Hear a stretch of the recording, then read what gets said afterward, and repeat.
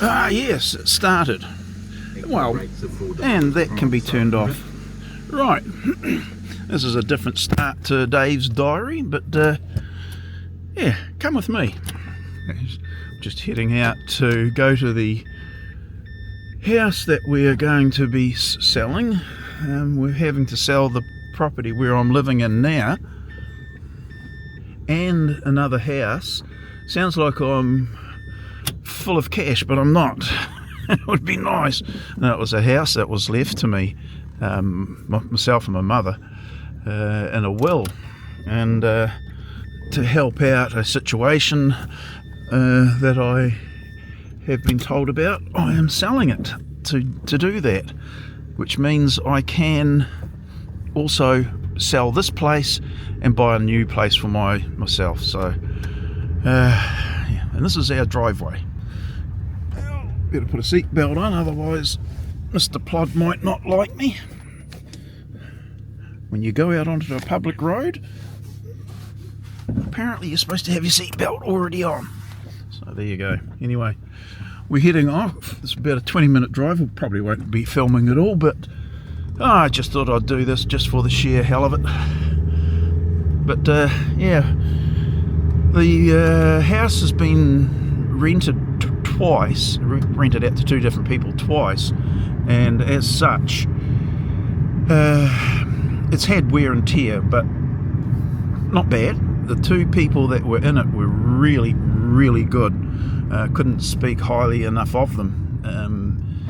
The first lady, was strange, you know, like our family is pretty, well, my parents and sister who helped out, well, my mother did a lot of the cleaning, and of course I was doing work too, but they are really fussy and cleaned and polished and did all the things necessary, and then got another professional cleaner in to go through, do some of it, and then did some more themselves because they weren't even happy. So oh well, that was all well and fine. So we had the house absolutely spick and span and looking really good. And then this lady moved in with her family, and there for a couple of years.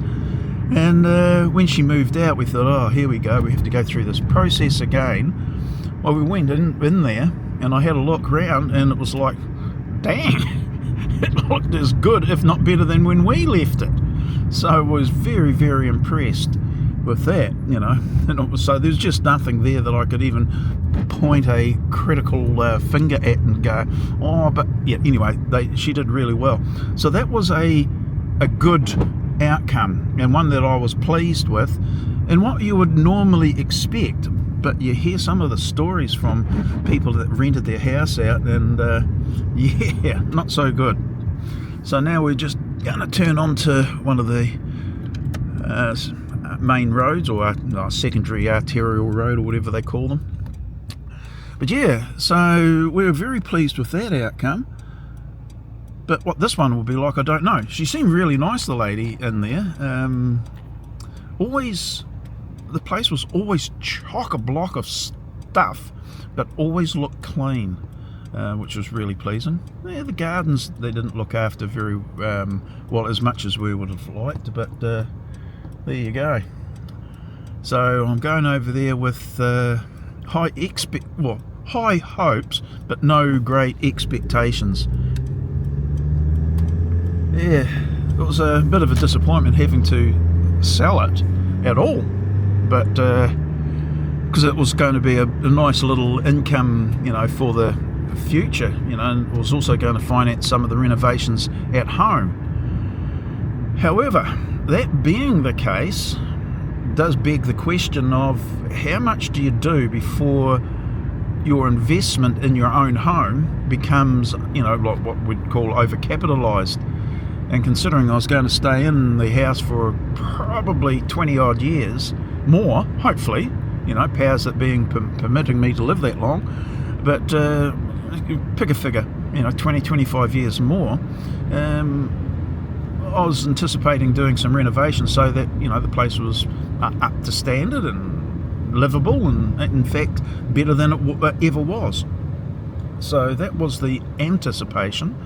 but we would have spent probably no less than, say, 100,000 bringing the house up to a better level.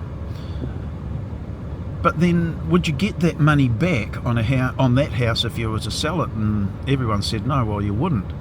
But living in it for that period of time, the capital value would go up, and therefore you would recoup the money at the end. You know, when you sell it, possibly, and you've had the benefits of that money spent and what it's achieved. You know, like a better living condition and layout of the house.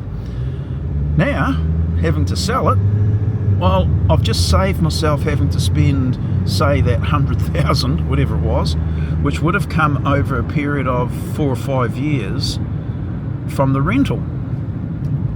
So the rental would have paid for the actual renovations, so it wouldn't have been out of my back pocket. But now that the rental property is being sold, there wouldn't have been any income to pay for that renovations. Now that both of them are being sold, no renovations whatsoever have to be done, because the place I'm going to buy will be much newer and won't have to have those renovations done, hopefully. Well, there's a point. The house that I'm going to buy has not even been looked at yet, you know, because there's no options being presented to me yet to have a look at. So yeah. Anyway, we're trundling along here. This is was what's called Carman Road, heading towards the airport. In fact, so we're where I live, quite centrally located for shops, schools, the city. Probably 25-35 minutes out from the city, mainly just because of traffic. And now we're just heading to the airport, which is really only 10-15 minutes away, so really handy. We used to be, when we first came, my parents that is, first came to Christchurch, they came off of a farm, and they wanted a bit of land, you know, or a section that's quite a good size, so they did find one, and it was just under half an acre. And 65 years later, we're now selling it, and of course half an acre that was effectively still out in the country back then has now had houses all built up around it, and the change in the zoning went from residential to medium density, which means it's more suitable for two-storey and intensification of building. And that moved the dial as far as the valuation, moved it up by around about 75%. So we're classing that as a premium, because had that house had to been sold, which was part of the story, then it would have only been worth about 800,000. Sounds a lot until you have to go buy another house. And of course, yeah, there was other things going on, but it went from 800,000 up to 1.2 million. So that's a 50% at least increase, and it could go a little bit higher. So yeah, sounds a lot of money, but in New Zealand and in the conditions in 2026 around the world, that money is probably not as high as you would like to think, and not all of it, well, not much of it is going to be staying in my bank book, unfortunately. So, darn it. Part of the sale, or the benefit of the sale, will be a new workshop, which is why I'm making the Dave's Diary. This is all part of the Dave's Diary adventure at the moment. So yeah, going to be looking at building a 3-bay, triple garage, basically. 2 bays, or the double garage side of it, will be the workshop, yippee, and the other bay would be possibly split in 2 one half for storage and the other half for some of the implements that I've got, like the dust extractor, etc., and compressor. So that can go into that area. So that will be an interesting development. So yeah. Right, just going to change lanes, get over into the lane that I require to turn down in a minute. Strangely enough, there's a whole row of cars behind me, and I'm wondering what they are. I'm saying that because they're not normally behind me, they're usually zooming past. So yeah, just hope it's not a traffic officer.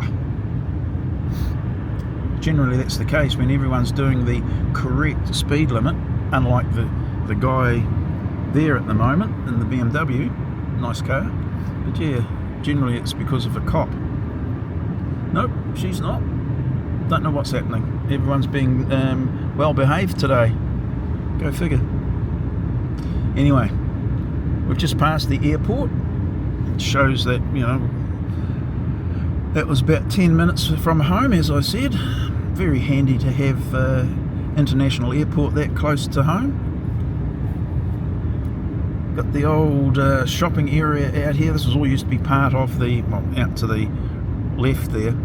They used to be all part of the airport general land, and they've sold it off, and it's all been developed over the years. You know, when we used to come here many years ago, the part of the road we're on now, well, it continues now, never used to be there. So there's been parts of the you know, infrastructure developed up over the years. That's part of it, the motorway system. Yeah, lots of changes. Right, I'm just going to go right here. Oh, looks like a car tried to take that sign out. Right, straighten up. One thing I'll have to get, I've tried this before with holding the camera. I should get the suction cup out, shouldn't I? And mount it. So anyway, so there we go. Actually not too far away from the house, so we might just let it run for a wee bit. You can put up with me. You're getting a bit of a, what we call a ticky tour. You're just driving around, seeing the sights. This area here used to be, and still kind of is, you know, semi-rural. It's kind of plonked in the, it's like, as Christchurch has developed, there's been pockets of that, like this area here, have remained up until just recently, and has been farmland, market gardens, etc. It's still kind of clinging to some of that, but you can see that in the future it probably become more and more, or put it this way, it will be probably less viable as farmed and more of a lifestyle, and then it will eventually probably get built on, which will be a bit of a shame. One of the market gardens that we used to go to is here. It's just gone past. They used to be absolutely brilliant, and their prices were always, for some reason, really, really reasonable. And then they sold it to someone, and it's never been the same since. So you get that, family-run businesses, and they tend to, over time, either improve greatly and become something else again, or go downhill. Bit of a bump. This is now quite a nice area, actually. We're moving into here. Bit later development here. Just coming up to these lights, traffic intersection lights. I actually built a series of houses for my friends, just down to the left. In fact, they're not a series of houses, they're a set of 4 what we call granny flats, or yeah, and well, not granny flats, no, what do they call them? Anyway, over 60s units, and that was a bit of an experience too. It was, don't know where those people are going. One had the turn signal for right, and the other guy went to go ahead as well against the red lights. Naughty, naughty. These are fairly new lights. This intersection used to be a right royal pain in the ass to get across. Just the way it's set out. And those lights, even though they hold you up when there is no traffic sometimes, the addition of them has been much appreciated, I'm sure, by the people that live around here. Oh dear. Just, you can see the different houses being, or sections being developed for the very reason that we're selling the property, and that's to intensify, to build higher density housing. Don't like the idea, but can understand the reason. I would have thought I would have been the last person to sell, but because of the situation that occurred and having to sell, well, we having to sell. And it was an opportune time that we had the rezoning. As I said, they went from residential to medium density, and yeah. Now what the hell have we got here? We've got no entrance on this end. They did this a wee while back. Oh no, just roadworks on the edges. Yeah, they actually blocked the road off. So this is the street where my cousin's house is, and I'm just pulling into it now. Oh yeah, there's going to be a lot of gardening. Yeah. Oh well. It's a nice place actually. It's built in 1960, and the look of it isn't really. It looks more modern than you would think.